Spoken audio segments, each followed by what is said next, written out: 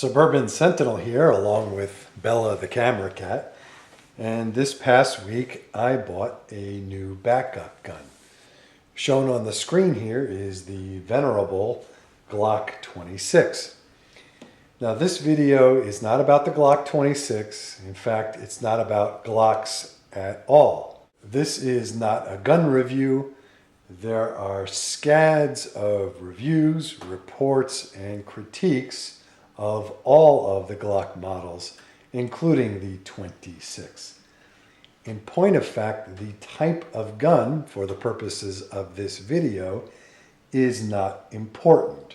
The purpose of this video is to review the decision-making process, and that's what's important here, particularly for you folks that are new to the firearms community and gun buying processes.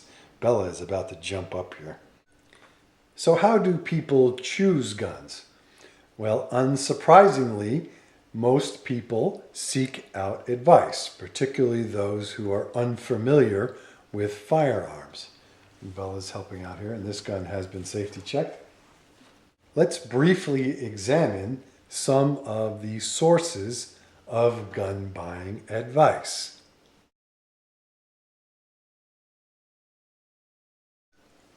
The fanboy story goes something like this. Well, Glocks, or insert the name of your favorite manufacturer, are the best guns in the world. Glocks are the only guns worth buying. If you buy anything other than a Glock, you're a damn fool. The fanboy paradigm is inaccurate, immature, and just flat out silly.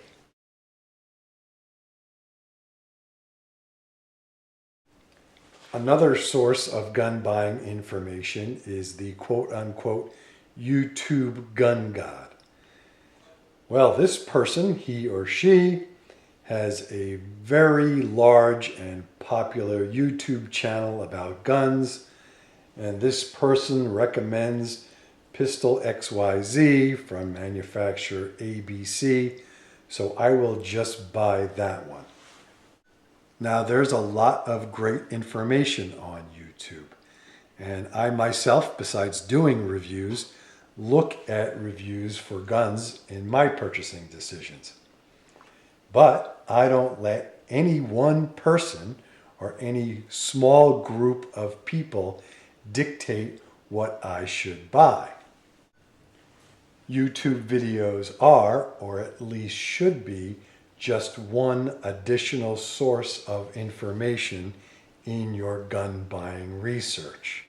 Nobody on YouTube knows it all, and certainly not any single person or group of people on YouTube will know with certainty what is the best gun for you.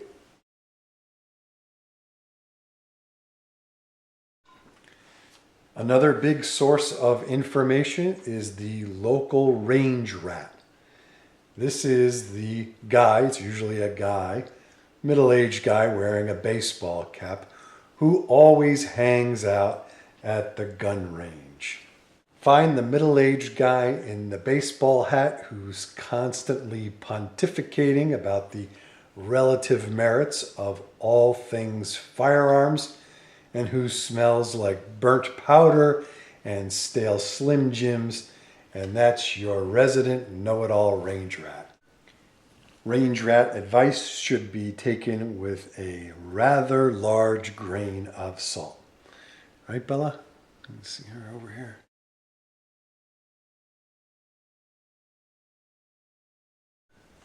Last on our list, and one of my favorites, is the fictitious special forces guy. This is usually a situation where your cousin's dog groomer's ex-dental hygienist's brother-in-law was a Navy SEAL, Army Ranger, Marine Sniper, or something of that sort.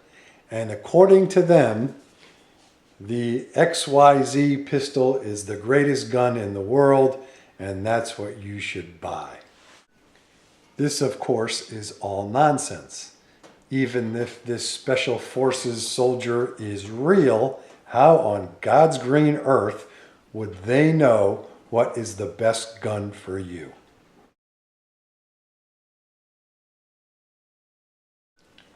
The bottom line is that there are numerous reputable firearm manufacturers who make good, reliable guns. Different guns for different people and different applications. There is no one perfect gun for everyone.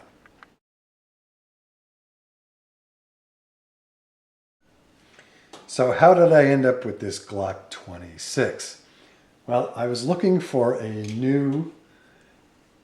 This cat is really driving me crazy. Yeah, you stop this. Stop this foolishness. So anyway, I was looking for a new backup gun. This Ruger P95 had been my backup gun for, I guess, about a year and a half now, and it is no longer suitable. There is nothing wrong with this gun. It is a fine weapon. However, as long as I'm living in the idiotic state of Connecticut, it's no longer suitable. Our state recently limited magazines to 10 rounds.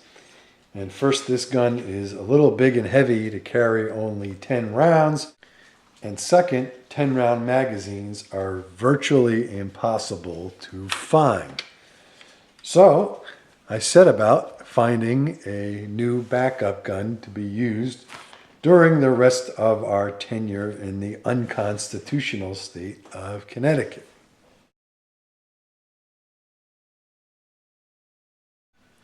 So I will just do a run through on the parameters for buying this particular gun.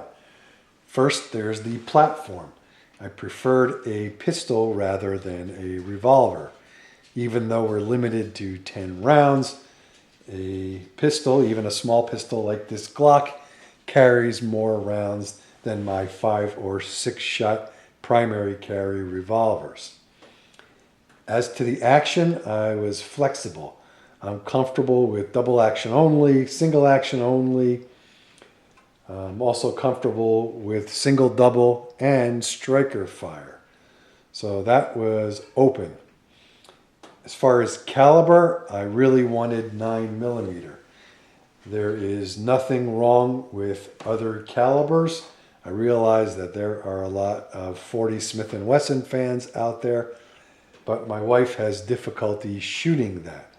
So 9mm with good defensive loads, in my opinion, is more than adequate.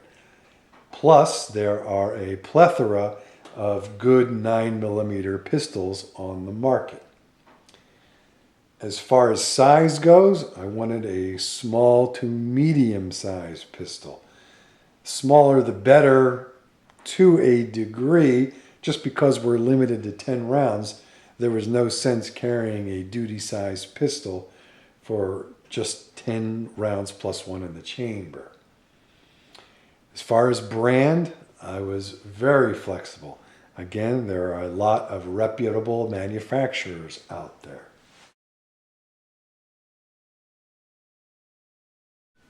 So why did I choose this particular gun, which is a Gen 3 Glock 26? Well, first of all, it is a highly proven, very reliable platform.